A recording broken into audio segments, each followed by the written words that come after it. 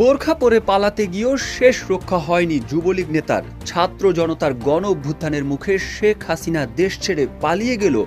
এমন ভয়াবহ বিপদে পড়েছেন আওয়ামী রাজত্বের মন্ত্রী, এমপি এবং আওয়ামী নেতাকর্মীরা।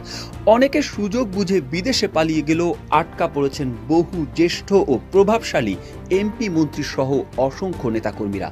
প্রাণ ভয়ে পালিয়ে বেড়াচ্ছেন তারা। গত 5 আগস্ট প্রধানমন্ত্রীর পদ থেকে পদত্যাগ করার পর সামরিক হেলিকপ্টারে করে ভারতের উদ্দেশ্যে বোন শেখ রেহানাকে নিয়ে পাড়ি জমান শেখ হাসিনা। তার তাৎক্ষণিক সিদ্ধান্তে অনেক মন্ত্রী, এমপি দেশ ছাড়তে না পেরে দেশেই গা ঢাকা দেন।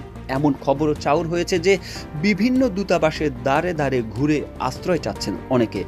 আওয়ামী লীগের তৃণমূলের নেতাকর্মীদের অবস্থাও খারাপ। ফেনীর সোনাগাজীতে বোরখা পরে পালানোর সময় যুবলীগ নেতা মুশফিকুর রহিম মিশুকে গলায় ফাঁস দিয়ে হত্যা করেছে দুর্বৃত্তরা।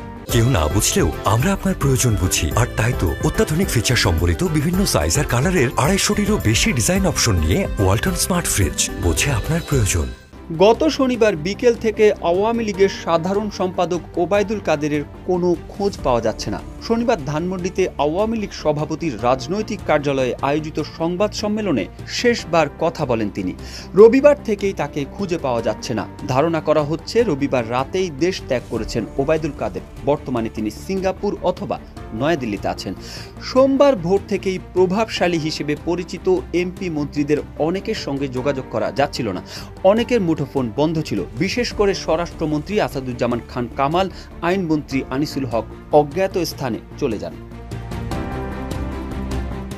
এর আগে শেখ হাসিনা সরকারের ক্ষমতাধর উপদেষ্টা সালমান এফ রহমান, অর্থমন্ত্রী মাহমুদ আলী, বস্ত্র ও পাটমন্ত্রী গোলাম দস্তগীর গাজী ও ঢাকা দক্ষিণ সিটি কর্পোরেশনের মেয়র শেখ ফজলেনুর তাপস বিমানযোগে দেশ ছাড়েন।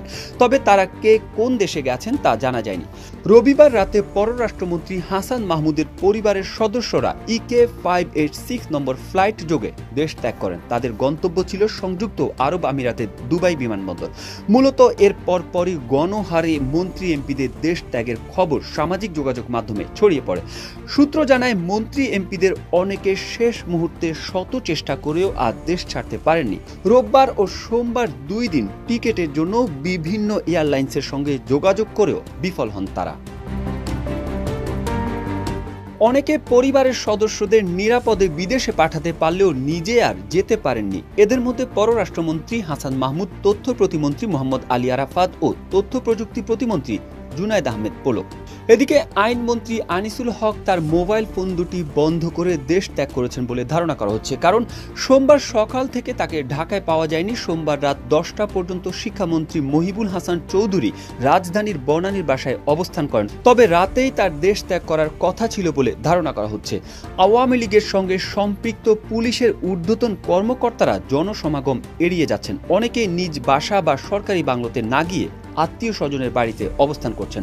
অন্যদিকে দেশ ছেড়ে পালানোর সময় বিমানবন্দরে এখন পর্যন্ত আটক হয়েছেন জুনায়েদ আহমেদ পলক, পররাষ্ট্রমন্ত্রী ও আওয়ামী লীগের যুগ্ম সাধারণ সম্পাদক হাসান মাহমুদ।